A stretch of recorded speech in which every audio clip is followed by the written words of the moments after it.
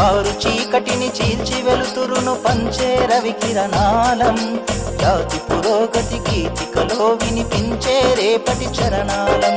భావి జీవితపు ఆదర్శానికి గడిచిన కాలం వెదికేము, ఆశయ పథమున నడిచిన నేతల ఉత్తేజంతో బ్రతికేము.